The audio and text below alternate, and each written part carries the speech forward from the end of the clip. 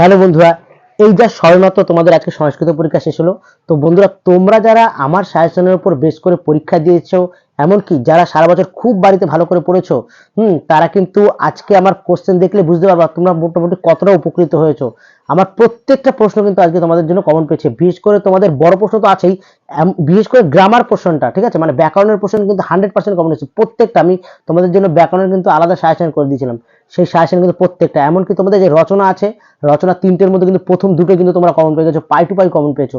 বন্ধুরা দেখে যাক এই প্রশ্নের এমসিকিউ এসিকিউ গুলো সম্পূর্ণ আমি উত্তর এখানে দাগিয়ে দিচ্ছি, এবং কোন কোন বড় প্রশ্ন কিভাবে এসছে আমি সবটাই কিন্তু দেখিয়ে দিচ্ছি। আমার সাজেশনের সাথে মিলে মিলে তোমাদের দেখিয়ে দিচ্ছি, তোমরা খুব ভালো করে মনোযোগ সহকারে দেখতে থাকো। চলো বন্ধুরা এবার দেখে নাও। দেখো আমি কিন্তু শুরুতে এখানে লিখে দিই ব্যাকরণ পুরো 100% কমন পড়েছে, মিলিয়ে নাও। তোমরা কিন্তু টোটালটা মিলিয়ে নেবে, হ্যাঁ, তাহলে বুঝতে পারো কতটা কমন এসছে। এমনকি টেক্সট থেকে শুরু করে ব্যাকরণ 100% কমনের অপ্রতিরোধ্য রেকর্ড। আমি কিন্তু তোমাদের দেখাচ্ছি পাই টু পাই, তোমরা এবার মাল্টিপল চয়েস গুলো মিলিয়ে নাও, আমি দেখিয়ে দিচ্ছি। হ্যাঁ, দেখো বন্ধুরা, প্রথমে রয়েছে তোমাদের গঙ্গা স্তোত্রমে গদ্যাংশের প্রশ্ন। 1 নম্বর প্রশ্ন দিয়েছে যে গন্ডকোত্তরম অর্থাৎ গন্ডারের লাফালাফি কোথায় দেখা যায়। এটা হচ্ছে পর্বতভূমিতে বা বনভূমিতে একসঙ্গে লেখা আছে। কুবলয় শব্দের অর্থ কি? এটা হচ্ছে নীলপদ্ম। তারপর একটা মিলিয়ে নাও যে চীনাংশুক কি? চীনাংশুক হচ্ছে রেশমের বস্ত্র, মানে চীনা রেশমি বস্ত্র আর কি। তারপরের অ্যান্সারটা দেখো, দেখছি মহার্ঘ শব্দের অর্থ কি? বহুমূল্য বা খুব দামি। এইটা ওই যে অপশন বি, ঠিক আছে। তারপর কর্মযোগ শ্রীমদ্ভাগবতের কোন অধ্যায় আছে? 3য় অধ্যায়। তারপর কৃষ্ণ কাকে উপদেশ দিয়েছিলেন? সবাই জানো, অর্জুনকে। তারপর মুনিবর কোন? এখানে মুনিবরকে জন্যমণি। তারপর এটা দেখো, বলছে গঙ্গা স্তোত্রমের রচয়িতাকে? সবাই জানো, শ্রী শঙ্করাচার্য। কু শব্দের অর্থ কি? কু শব্দের অর্থ হচ্ছে অমাবস্যার বিপরীত শব্দ হচ্ছে পূর্ণিমা, এটা দরকার নেই। বলছে কথা বাসু, বাসুকে? বাসু মানে বাচ্চা, বালিকা। বালিকা বলতে এখানে এই শব্দটা বলেছিল রাজা ইন্দ্রবর্মা কাকে? কৌমুদীকে বলেছিল, ঠিক আছে, অপশন এ। শশাঙ্ক শব্দের প্রতিশব্দ কি? তাহলে শশাঙ্কের হচ্ছে তোমার শশাঙ্ক শব্দের অর্থ চাঁদ, তাহলে হচ্ছে চন্দ্র, ঠিক আছে। তারপরটা দেখো, তারপর একটা সাধারণ শব্দের প্রতিশব্দ, খুব একটা ভাইটাল প্রশ্ন ছিল এটা, গচ্ছাম, ঠিক আছে। তারপর আর্যভট্ট কে ছিলেন? এটাও সবাই জানো, খুব সোজা, মাল্টিপল, মানে তোমাদের শর্ট প্রশ্নগুলো খুব সোজা করেছে। জ্যোতির্বিদ। তারপর হচ্ছে বরমির রচিত একটা গ্রন্থের নাম হচ্ছে বৃহৎ সংহিতা। মৃচ্ছকটিকম সবাই জানো, শূদ্রকের লেখা, ঠিক আছে। তারপর একটা কি আছে দেখো, এবার মাল্টিপল চয়েস এই কটা হয়ে গেল, তোমরা মিলিয়ে নিও সবাই বাড়িতে যে কোনটা কতটা ঠিক হয়েছে তোমাদের। তারপর দেখো এখানে কুলস্ত্রীদের সাথে কার তুলনা করা হচ্ছে? আর্যভট্টের মধ্যে কিন্তু গৌরী বা পার্বতী। আর্যভট্ট কেমন রাজ্য? এটা হচ্ছে ধন সম্পদে পরিপূর্ণ মহৎ ব্যক্তি। এখানে অনেক কিছু রয়েছে, সম্পত্তিতে সোনা গানা, খাদ্যদ্রব্য, প্রচুর কিছুতে পরিপূর্ণ। এবং এই আর্যভট্ট হচ্ছে স্বর্গের মতো রাজ্য, স্বর্গের সাথে তুলনীয় আর কি। বনগদ্গ পাঠাংশের উচ্চ গ্রন্থের নাম কি? চোরচত্তারিংসী কথা। তারপর হচ্ছে মানে এটা হচ্ছে, তারপরে বিপিন শব্দের অর্থ কি? বন। শ্রীমদ ভগবদ্গীতার উৎস কি? মহাভারতের ভীষ্ম পর্বের 25 থেকে 42তম 18টি অধ্যায়, অর্থাৎ গীতা হচ্ছে তোমার শ্রীমদ ভগবদ্গীতার উৎস। তারপরে যে কর্মনৈবিক সংশোধন অস্তিত্ব জনকাদয়, ঠিক আছে, শূন্যস্থান পূর্ণ হবে জনকাদয়, এটা হচ্ছে কর্মযোগ থেকে দিয়েছে। গঙ্গাকে নরক নিবারণী কেন বলা হচ্ছে? তোমরা সবাই জানো দেবী গঙ্গা আমাদের নরকের পর থেকে নিবারণ করেন, তাই তাকে মানে নরক নিবারণী বলা হচ্ছে। তারপর খণ্ডিত গিরিবর, গিরিবরকে? গিরিবর হচ্ছে হিমালয়। তারপরের কোশ্চেন গুলো দেখো, খুব সোজা প্রশ্ন করেছে মাল্টিপল। যারা একটু টেক্সট ভালো করে পড়েছে, আমি বারবার বলেছিলাম টেক্সট কিন্তু খুঁটিয়ে পড়বে।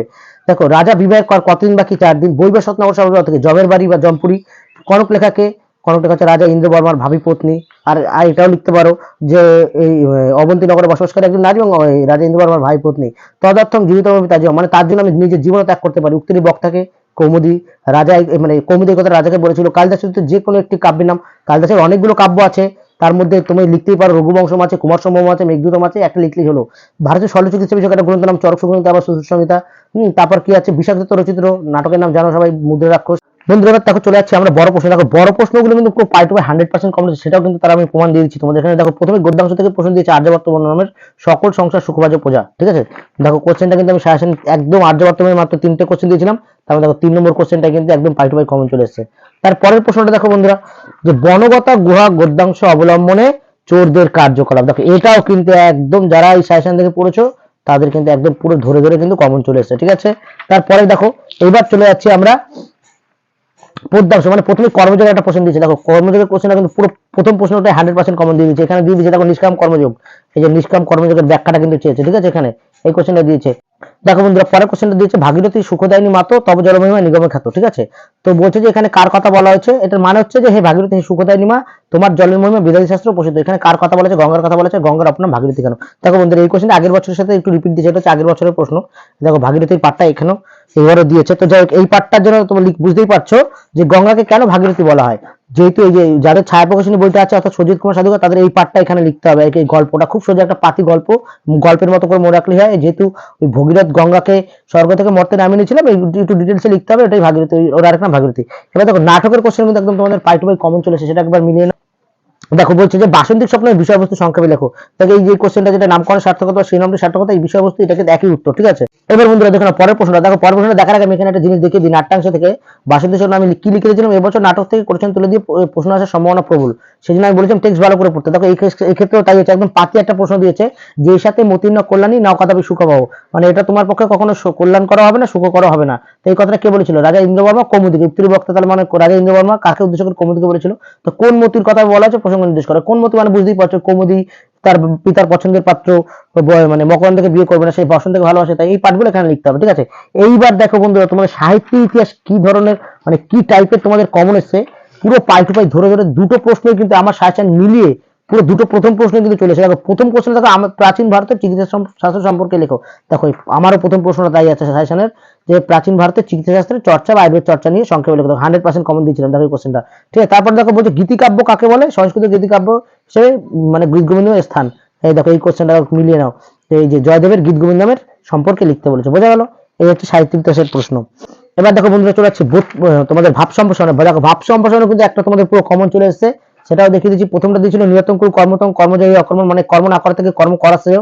এটা হচ্ছে কর্মযোগ থেকে দিচ্ছে, একটা হচ্ছে গঙ্গা সূত্রম থেকে তমসু গতির্মম কুল সংসারে। তার মধ্যে দেখো এটা কিন্তু পুরো একদম পাই টু পাই কিন্তু কমন চলে এসেছে, ঠিক আছে। দেখো মাত্র এই প্রথম ছটা আমি বলেছিলাম ভালো করে পড়তে, তার মধ্যে কিন্তু তোমাদের একটা কিন্তু কমন চলে এসেছে। এইবার দেখো বন্ধুরা ব্যাকরণ প্রশ্ন চলে এসেছে। দেখো ব্যাকরণ কি হারে তোমাদের কমন এসেছে সেটা তার উদাহরণ তোমাদের আমি দেখিয়ে দিচ্ছি। আগে একটু মিলিয়ে নাও উত্তরগুলো। যে বালক অঙ্গেন ক্রিয়তি, বালকটি অঙ্গের দ্বারা খেলছে, কর্মকারকে তৃতীয় বিভক্তি বা কর্তৃকর্ণ স্থিতিতে লিখতে হবে। পিতা পুত্র সহ গঠে, সহ থাকলে সহার্থে তৃতীয় বিভক্তি। মজ্জং রসগোল্লা রচিত, মানে যে আমি মিষ্টি ভালোবাসি, মানে রসগোল্লার প্রতি তার একটা রুচি আছে, রুচি আছে চৈত্র ব্যক্তি বা রুচ্চাত্তরণ প্রিয়, মানে এটা লিখলেও চলবে। রাজা প্রাসাদাত প্রেক্ষতে লবলবে কর্মণ অধিকরণ হচ্ছে, এই সূত্র অনুসারে পঞ্চম বিভক্তি। আর পর্বত হিমালয় শ্রেষ্ঠ, মানে পর্বতের মধ্যে হিমালয় শ্রেষ্ঠ নির্ধারণ সপ্তমী বিভক্তি। এবার দেখো মিলিয়ে নাও বন্ধুরা আমার কারক কতটা কমন হচ্ছে। দেখো এই তিনটে প্রশ্ন, যেহেতু তিনটে করতে বলে তিনটে কিন্তু পুরো কমন আছে। দেখো একটা প্রথমেটা কি দিয়েছে, যে পর্বতেশু, এই যে প্রথমেটা দেখো রয়েছে মজ্জং রসগোলকং রচিত। দেখো আমি কিন্তু একদম দিয়ে দিয়েছিলাম মজ্জং রসগোলকং রচিত, ঠিক আছে। লেখাই আছে যে রুচ্চাত্তরং প্রিয় মানো বা রুচিয়ার্থ চতুর্থ, যে যেটা লেখে আর কি, ঠিক আছে। তারপরটা দেখো কমন আছে, এই পর্বত হিমালয় শ্রেষ্ঠ, দেখো একদম ধরে ধরে কমন আছে, কিন্তু ব্যাকরণও কিন্তু এইভাবে কমন দিয়ে দিয়েছিলাম আমি, ঠিক আছে।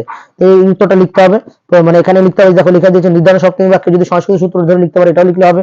তারপরে দেখো এটা কমন এসেছে কিন্তু রাজা প্রাসাদ প্রেক্ষতে। এই দেখো একদম নৃপ মানে রাজা, জানো যে প্রাসাদ প্রেক্ষতে একদম ধরে ধরে কমন এসেছে। দেখো কেউ এই সূত্রটাও লিখতে পারে, কেউ চাইলে এই যে লবলবে কর্মে পঞ্চমী বিভক্তিটা লিখলেও হবে। দেখো কারকের পাঠটাও কিন্তু তোমাদের পুরো কমন এসেছে। তারপর দেখো এইবার বন্ধুরা চলে যাচ্ছে আমাদের সমাসের পাঠ। দেখো সমাস তিনটেই কমন, একটাও তার বাইরে নেই। দেখো আমি মিলিয়ে দিই। প্রথমে মাতা পিতর, দেখো মাতা পিতর, মাতা চ পিতা চ, ঠিক আছে। উত্তর লিখে দিয়েছি মাতা চ পিতা চ, দ্বন্দ্ব সমাস, দ্বন্দ্ব বানানোর জন্য ভুল নয়। তারপরে দেখো পরেরটা একদম পুরো পাইটু কেমন, যে বিনা পানি যশ, তোমাদের এই পরীক্ষায় আমি কিন্তু ব্যাকরণ সাজেশনটা করে দিয়েছিলাম, ঠিক আছে। এইটা হচ্ছে তার সেই সাজেশনটা, যে বিনা পানু যশ। দেখো একদম ধরে ধরে কিন্তু কমন এসেছে, বিনা পানু যশা, যশার বিসর্গ হবে, এটা কিন্তু মাথায় রাখতে হবে। আর হচ্ছে ত্রিভুবনম, যে ত্রয়ানং ভুবনং সমান। দেখো ব্যাকরণ কিন্তু পুরো সমাজটাও পুরো পাই টু পাই কিন্তু তোমাদের এইভাবে কমন হচ্ছে, ঠিক আছে। এবার দেখো আমরা চলে যাচ্ছি পরের পার্টটায়। এবার পরের পার্টটা রয়েছে তোমাদের শব্দ যুগলের অর্থ পার্থক্য। দেখো শব্দ যুগলের অর্থ পার্থক্য তোমাদের দুটো করতে বলেছে, তার মধ্যে তিনটে দিয়েছে, তার মধ্যে দুটো কিন্তু পুরো পাই টু পাই কমন। দেখো মিলিয়ে নাও। প্রথমেটা আছে জবনী জবনানী, দেখো জবনী জবনানী প্রথমেই কমন দিয়ে দিয়েছি। তারপরটা দেখো এটা দেখো বনম, মানে একটা জবনের প্রতি একটা জবনদের লিপি। আর এটা হচ্ছে বনম উপবসতি, বনে উপবাস বনে বাস করে। আর হচ্ছে বন উপবসতি, এটা হচ্ছে বন উপবাস করে, মানে বনম উপবসতি হচ্ছে বনে বাস করে, ঠিক আছে। দেখো এটাও কিন্তু একদম পাই টু পাই এখানে আমি সাজেশনে দিয়ে দিয়েছিলাম। আরেকটা জানো তোমরা মৃত্যু মানে সূর্য, আর একটা মৃত্যু মানে বন্ধু, এটাও খুব সোজা। তারপরে দেখো এবার চলে যাচ্ছি, দেখো ব্যাকরণ প্রশ্ন পুরো 100% কিভাবে কমন হচ্ছে তোমরা। এইবার চলে যাচ্ছে দেখো এক কথায় প্রকাশে। দেখো এক কথায় প্রকাশ পাঁচটা দিয়েছে, তিনটে করতে হবে, তিনটে তার মধ্যে কিন্তু কমন। দেখো পুনঃ পুনঃ নিত্যতি নৈ নিত্যতি, এটা প্রথম প্রশ্ন আমার সাজেশনে দেখো প্রথমটাই রয়েছে, পুনঃ পুনঃ নিত্যতি নৈ নিত্যতি, একদম ধরে ধরে কমন দিয়েছে। তারপরে দেখো এটা দেখে নাও জনানাং সমূহ জনতা, এই দেখো জনানাং সমূহ জনতা, ঠিক আছে। তারপরে দেখো জ্ঞাতম উচ্চতি জিজ্ঞাসাতে, এই দেখো জ্ঞাতম উচ্চতি জিজ্ঞাসাতে, ঠিক আছে। তারপর এটা পারিণীয় পক্ষ, এটা পারিণীয় গো পশ্চাৎ অনুগ, ঠিক আছে। তারপর দেখো সব পরিনিষ্ঠিত রূপ বা প্রত্যয়, প্রত্যয় দেখো পুরো পাঁচটাই কমন। নীল প্লাস ইমোনিজ নীলিমন, এই দেখো নীল প্লাস ইমোনিজ নীলিমন। দেখো আমি মাত্র কয়েকটা সাজেশন দিয়েছি, এই কয়েকটা ব্যাকরণ। অনেক বই থাকে, অনেক সাজেশন বই থাকে, অন্যান্য বইগুলো থাকে দেখবা যারা সাজেশন বই বের করে আর কি, তাদের যে মানে গাদা গুচ্ছের 100-200 খানা প্রত্যয়, সমাস প্রায় 200-100টা, মানে মানে ব্যাকরণ পোর্শনটা ওরা তো সাজেশন তো বানায়নি, মানে পুরো বইটা তুলে দিয়েছে। কিন্তু দেখো আমি কিন্তু সেই দিকে যাইনি। তুমি একটা জিনিস মিলিয়ে নাও, দেখো সমাসের ক্ষেত্রে দেখো আমি দ্বন্দ্ব সমাস থেকে মাত্র কয়টা 6টা উদাহরণ দিয়েছি, অব্যয়ভাব থেকে কর্মধারয় থেকে 5-6টা 7-8টা দিয়েছি। তারপর দেখো অব্যয়ভাব থেকে মাত্র 7টা কমন দিয়েছিলাম, ঠিক আছে। বহুব্রী সমাজ থেকে 6টা কমন দিয়ে দেখো প্রথমটা ইম্পর্টেন্ট। দেখো দ্বিগু সমাজ থেকেও দেখো 4টে মাত্র দিয়েছি, তার মধ্যে কিন্তু প্রথমটা কিন্তু কমন চলে এসেছিল, ঠিক আছে। এই কটা মাত্র সামান্য সাজেশন দিয়েছি, কিন্তু অন্যান্য বইগুলোতে থাকে যারা সাজেশন বইগুলো বের করে তাদের গাদা গুচ্ছে সাজেশন থাকে, অতগুলো পড়া মানে বই পড়া সমান হয়ে গেল। দেখো বন্ধুরা আমি প্রত্যয়টা তোমাদের দেখিয়ে দিই, প্রত্যয়টা কিভাবে কমন এসছে। যে নীল প্লাস ইমনিচ নীলিমন, তারপর হচ্ছে হ্যাঁ এটা নীল প্লাস নীলিমন, তারপর কুন্তি প্লাস ঢক কৌন্তেয়, এই দেখো কুন্তি প্লাস ঢক কৌন্তেয়, তারপর দেখো কারক প্লাস টাপ কারিকা, এই দেখো কারক প্লাস টাপ কারিকা, শ্রুশন লটতে শুশ্রূষতে, এই দেখো শ্রুশন লটতে শুশ্রূষতে, ঠিক আছে। কমন একটা গুরু প্লাস তম গুরুতর, দেখো এই 5টার মধ্যে আমার 4টে কিন্তু পুরো পাইটো বই কমন এসেছে। দেখো অন্যান্য বইগুলোতে প্রায় 100-200-300-400টার মতো শব্দ মানে এই প্রত্যয় টত্যয় থাকে, শব্দগুলো অর্থপার্থক্য, তারপর এইরকম এক কথায় প্রকাশগুলো থাকে। দেখো আমি এখানে 45টা সেশন দিয়ে দিচ্ছি এক কথায় প্রকাশে, আর প্রত্যয়ের ক্ষেত্রে মাত্র 50টার মধ্যে, দেখো তার মধ্যে পুরো পাইটো বই কমন চলে এসেছে। সেই জন্য সেশনের উপর সেশনটা আশা করি ভালোই হচ্ছে তোমাদের জন্য, আশা করছি তোমাদের পরীক্ষা খুব ভালো হয়েছে। দেখো তো বন্ধুরা আশা রাখছি তোমরা যারা আমার এই ব্যাকরণ সেশন দেখে গিয়েছিলে তারা কিন্তু 100% পুরো কমন চোখ পেয়েছো আর কি, ঠিক আছে। এইবার দেখো এইখানের ক্ষেত্রে তোমাদের সেশনটা আমি দেখাই যে কিভাবে কমন এসছে পুরো ধরে ধরে। দেখো প্রথম প্রশ্নটা কি দিয়েছে, ভারতীয় অ্যাডভার্সারি কয়টি স্তর কি কি, নব্য ভারতীয় সম্পর্কে লিখে দেখো। এই দেখো আমার কোশ্চেনটা দেখো মিলিয়ে নাও, তো ভারতীয় অ্যাডভার্সারি কয়টি স্তর, নব্য ভারতীয় অ্যাডভার্সারি। দেখো মাত্র 3টে কোশ্চেন আমি দিয়েছিলাম, তার মধ্যে কিন্তু কমন, তবে দুটোই কমন। এটা দেখো ইন্দুর ভাষাগোষ্ঠীর 10টি শাখার নাম লেখো, সংক্ষিপ্ত পরিচয়। দেখো ইন্দুর ভাষাগোষ্ঠীর 10টি শাখার নাম লেখো, তাদের পরিচয় দাও, বোঝা গেল। এইবার দেখো অনুবাদের ক্ষেত্রে, অনুবাদে আমি শাসন দিন এখানে বলেছিলাম বইয়ের সালেগুলো ভালো করে পড়তে, এমনি পারা যায়। তো দেখো এই তার মধ্যে আমি আমার স্টুডেন্টদের দুটো অনুবাদই করিয়েছিলাম, ঠিক আছে। এইবার দেখো রচনায় চলে যাচ্ছি। রচনার ক্ষেত্রে দেখো 3টে রচনা দিয়েছে, একটা করতে হবে, কিন্তু আমার মধ্যে আমি রচনা মাত্র দেখো মাত্র সাজেশনের প্রথম 6টাকে আমি গুরুত্ব দিয়ে পড়তে বলেছিলাম, এগুলো এক্সট্রা হিসেবে দেখতে বলেছিলাম। দেখো প্রথম 6টার মধ্যে প্রথম দুটো রচনা কিন্তু তোমাদের কমন। দেখো তার মধ্যে রয়েছে কি পরিবেশ দূষণ তৎপ্রতিকারস্য, এই দেখো একদম কমন পেয়ে গেছে পরিবেশ দূষণ তৎপ্রতিকারস্য। আর এই কোশ্চেনটা একদম প্রথমেই আমি সবাইকে বলেছিলাম আসবে, মম আদর্শ পুরুষ। দেখো মম আদর্শ বা তব আদর্শ পুরুষ, স্বামী বিবেকানন্দকে আমি বেছে নিয়েছিলাম। এই হচ্ছে তোমাদের সাজেশন। তো বন্ধুরা আশা রাখছি তোমরা যারা আমার এই সাজেশন দেখে গেছিলে তারা কিন্তু একদম 100% কমন পেয়েছো। ব্যাকরণের দিক থেকে তো বলেই দিলাম, এখানে জন্য বললাম যে তোমরা তো দেখতে পেলে ব্যাকরণের জন্য আমি পুরো 100% কমন দিয়েছি, বুঝা গেল। এই টেক্সট থেকে দেখো তোমাদের পুরো পরিপূর্ণ কমন পেয়েছো।